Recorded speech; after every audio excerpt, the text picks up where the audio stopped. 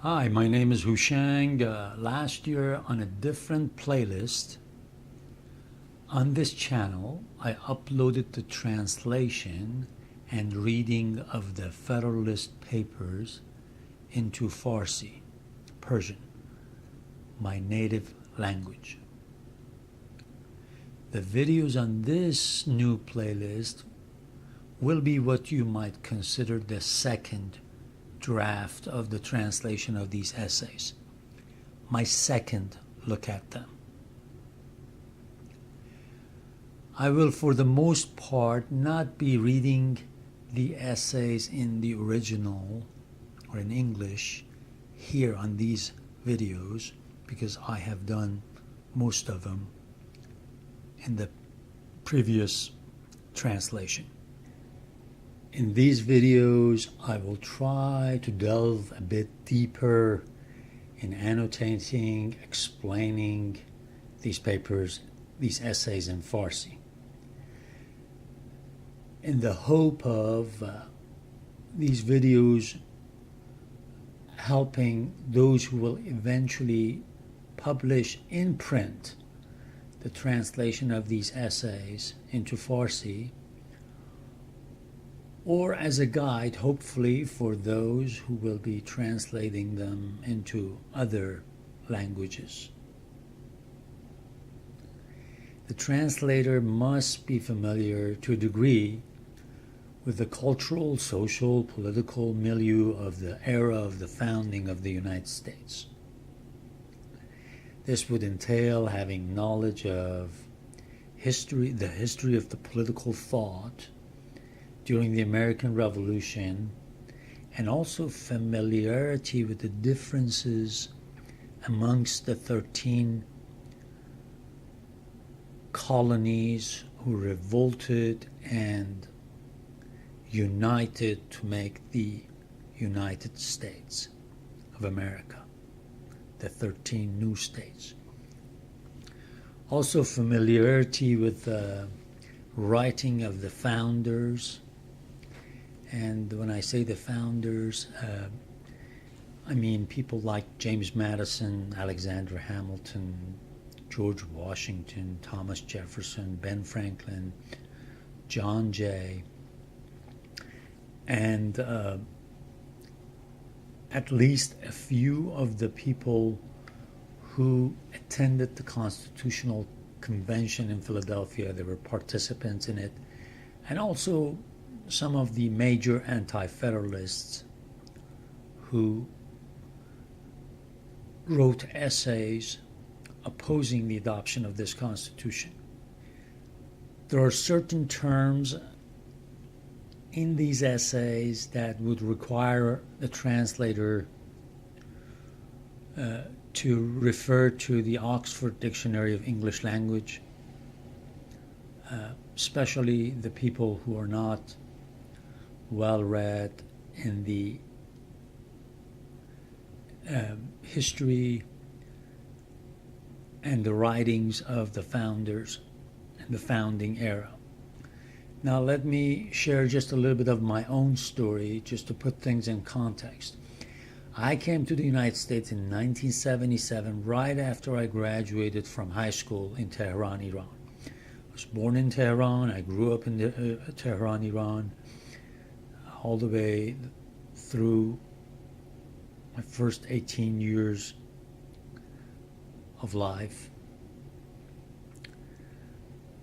Iranian Revolution happened right as I was leaving Iran.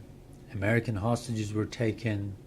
The relationship between Iran and the United States went from great to awful. The postures towards each other went from that of being great allies to being bitter enemies.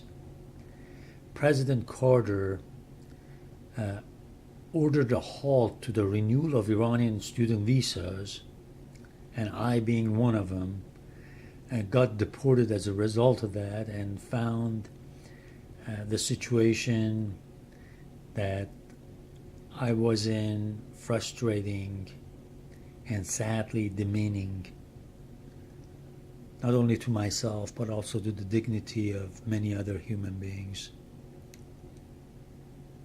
A couple of years after that, I got married, and my son was born in 1984, and that totally, completely changed my life. I started finding interest in issues of the human rights around the world, and started studying the American civilization, American history, American culture, and world history in an amateur fashion. And when I say amateur, I don't mean in an elementary level. I'm referring to the original Latin meaning of the term, meaning lover of. Very curious about studying and learning about something. And after a number of years, I've come to a conclusion that if humanity is to flourish, not just survive, pigs survive, human beings flourish or must flourish. The opportunity should be there for them to flourish. And also, if life, capital L-I-F-E, life on this planet, is to be treated as a sacred blessing, as something that we have been given the trust of, the care of, we human beings have to unite. I believe American experiment in federalism has a lot to offer, and that's why I undertook the translation of the Federalist Papers, what I consider to be the alphabet of the language of federalism in America. Now, reflect on this. I say the alphabet. The alphabet is used to write a language, and people who write that language can choose to make it an ugly statement within a language or a generous, spirited statement, a wise statement. American South used the language of that alphabet in prolonging slavery and brought to America, caused in America, the greatest upheaval this country has gone through as far as the number of deaths, destruction, and mayhem. So this language could be used in multiple ways. But if we use it wisely, if we learn from the American experiment, the growth of federalism, I believe we can use it as a beautiful tool to unite. Now I have to take a break here and tell you I'm not a wishful, daydreaming person. I've been here too long. I've seen too many things to be a daydreamer. But I do believe the creator of the universe, the sustainer of the universe, has given me eternal hope that we can do this. As wise as these founders were, as wise as their contemporary, astute political players in different states were, I want you to reflect on this.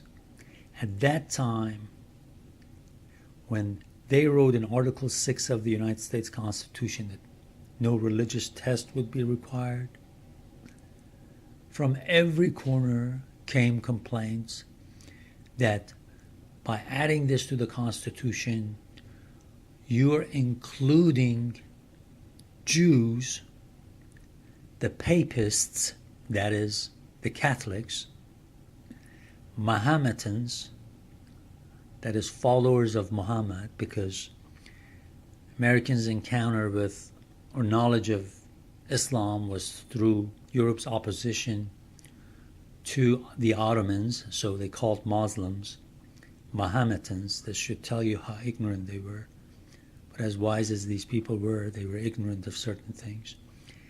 And they were also complaining that this will give room for infidels, that would be Hindus, Buddhists, and people who follow traditional religions, to be able to participate in this Federalist system, let alone be a public officer in this system.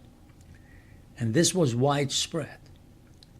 So that was the reality. As wise as these people were, that was reality to them. They did not want anybody other than Protestant Christian to be able to participate, to vote, and then hold office. Now, of course, we all know women were definitely excluded. But we should draw hope, even though it's taken multiple generations. But look at the Supreme Court of the United States right now. Look at the justices right now.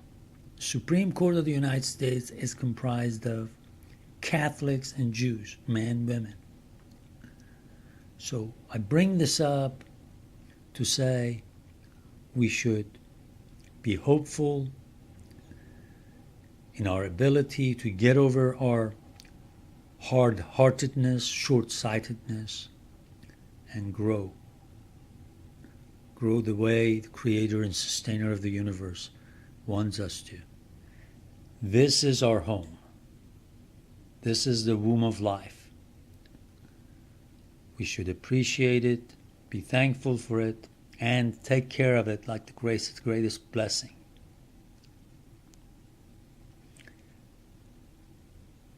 In the next introductory video, I'll share with you some more of my thoughts, and I hope you can join me, and I appreciate your time. Thank you.